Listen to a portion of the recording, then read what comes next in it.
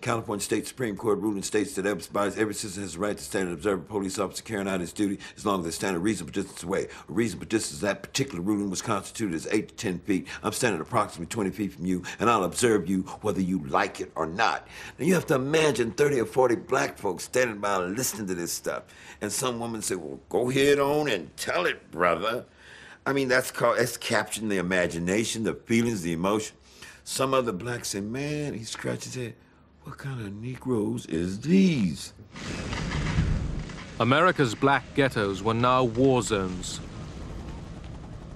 In the summer of 1967, there were riots in Newark and Detroit. In Detroit, the police asked for a war budget of $9 million to buy military equipment. For too many Americans, Johnson's Great Society was a sham.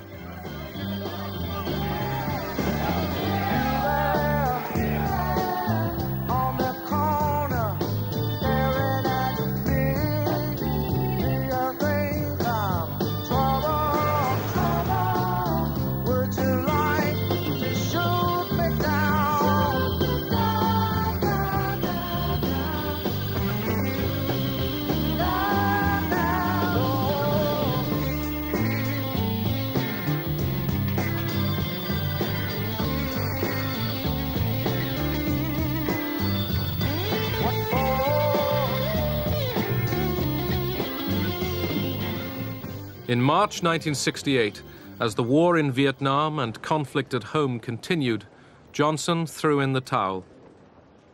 He declared he would not run for a second term as president. Martin Luther King still pursued his dream. So I'm happy tonight. I'm not worried about anything. I'm not fearing any man. Mine eyes have seen the glory of the coming of the Lord. The following night, Martin Luther King was killed by a white gunman.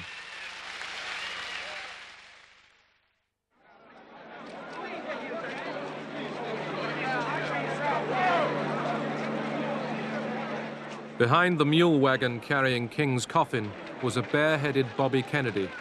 He was grieving and campaigning to become the Democrats' next presidential candidate.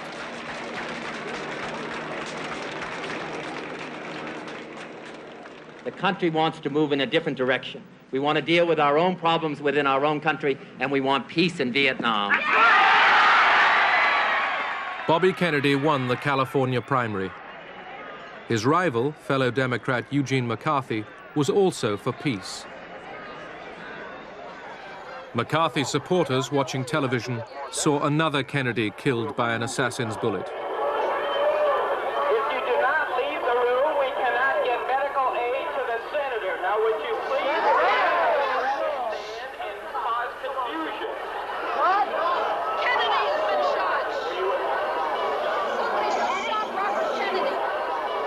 I found my wife Terry on the sofa, weeping at dawn, you know, because I realized she wasn't in bed. Where is she? I went out looking. She's on the sofa, she's weeping.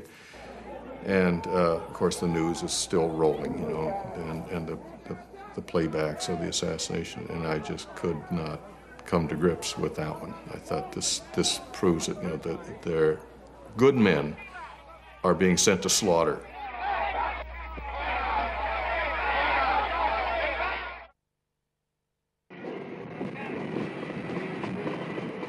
August 1968, Democratic Party delegates arrive in Chicago for the convention to choose their candidate for the presidential elections in November. The burning issue was the war in Vietnam. Vice President Hubert Humphrey was confident he would win the nomination. He supported Johnson's dream of a great society and, in public, the war in Vietnam.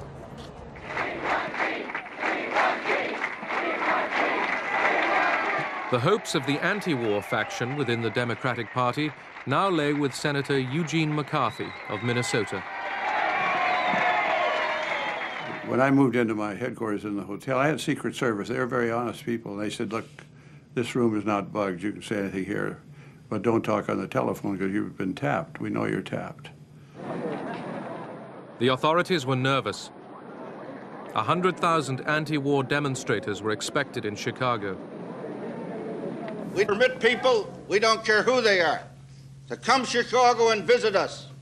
And we will permit people to carry on their rights as American citizens, to petition and demonstrate. But there's no person, any place, anywhere, or any thousands of them that will come to Chicago and take over our streets, our convention, or our city. The present-day politicians and their armies of automatons have selfishly robbed us of our birthright. The evilness they stand for will go unchallenged no longer. Political pigs, your days are numbered. We are the Second American Revolution. We are winning. Yippee! The demonstrators gathered in the city's parks in preparation for a march on the convention hall.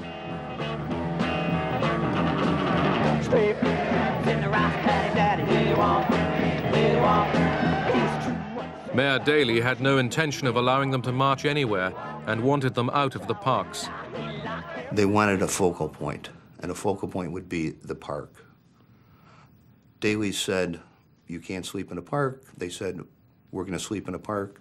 That was their main focus, because they knew there'd be a confrontation. Was out of order. That's what caused this. Inside the convention, Daley prevented McCarthy delegates debating the war on primetime TV. He's pretty upset because They're here as guests of the Democratic Party, and let them conduct themselves accordingly or clear the gallery. Will the convention be, will the sergeant at arms enforce order in the convention? On the day the Democratic Party was due to nominate its presidential candidate, anti-war protesters battled it out with police.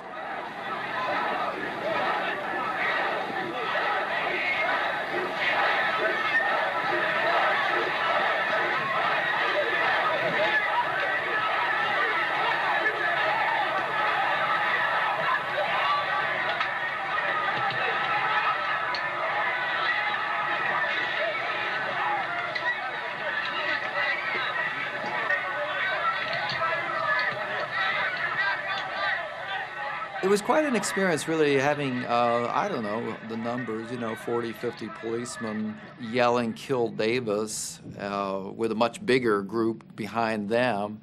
And the first hit was to the head and drove me to the ground. And then it was just being beaten on the back, over and over again. It was, I would say, probably the only time in my life where I really thought I might not make this.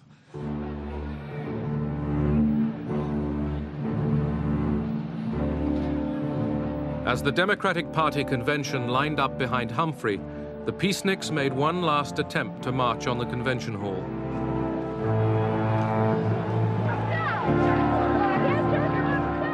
The police were waiting for them, and for anyone else who stayed in the street.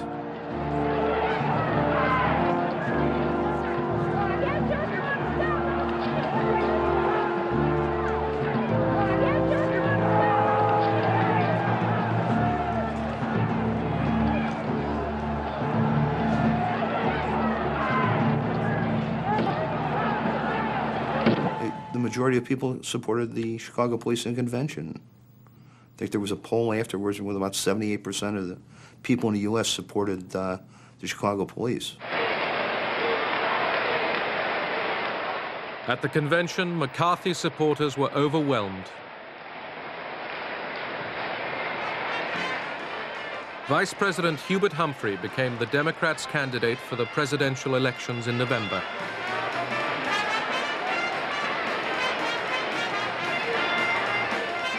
He would face a tough and seasoned Republican Party opponent.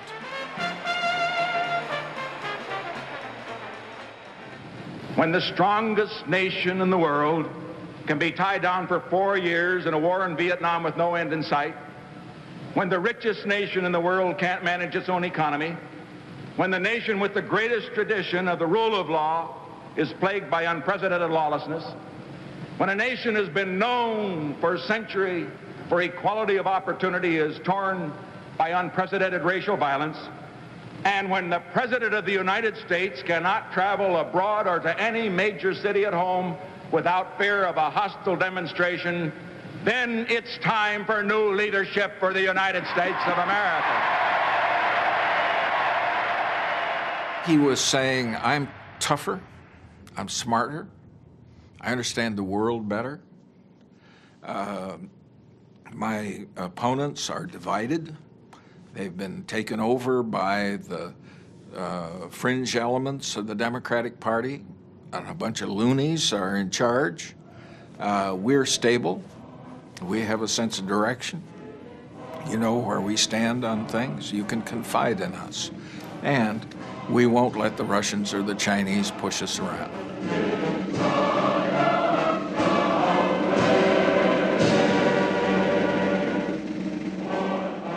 Richard Nixon's victory was wafer thin, less than 1% of the vote.